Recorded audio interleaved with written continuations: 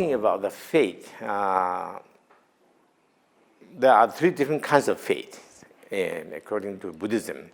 One is the blind faith. That means, not using reason, not using any other particular,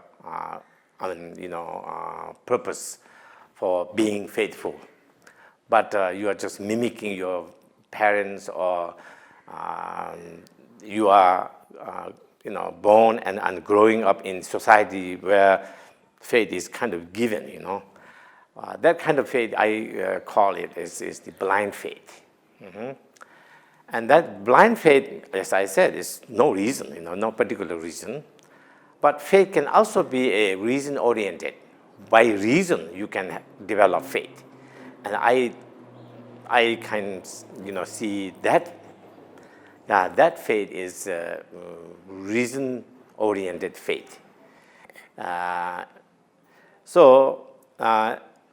Somebody can be born in a society where faith is, as I said, given, and also grew up there. And so at that time, you do claim, such a person can claim that I have faith in whatever. Or in this particular case, we are talking about Buddhism, so therefore I have faith in Buddha, Dharma, and Sangha, right? But that person, his own point of view at that time, his faith is like a blind faith. However, if he or she then studies more and know about Buddha, know about Dharma, know about Sangha in more detail, and then develop liking, trusting in Buddha, Dharma, and Sangha because of their qualities, because of what they represent, what is Buddha made out of, and what is Dharma, what is Sangha, and so forth. And then that person now who's grew up in that kind of society, his or her faith, I would say, transformed.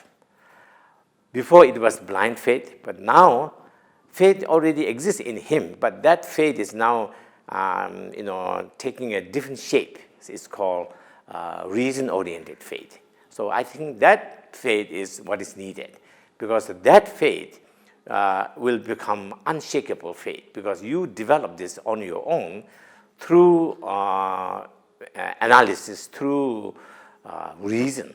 So that's why it's going to be a long-lasting faith within yourself.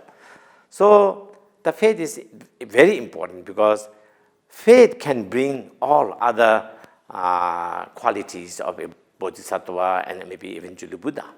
So it is said that Tepa maybe minam lakapyuchanam yong meje. So I'm quoting from a Tibetan, which means those who do not have faith, then all of the positive qualities will not rise in that person's mental continuum.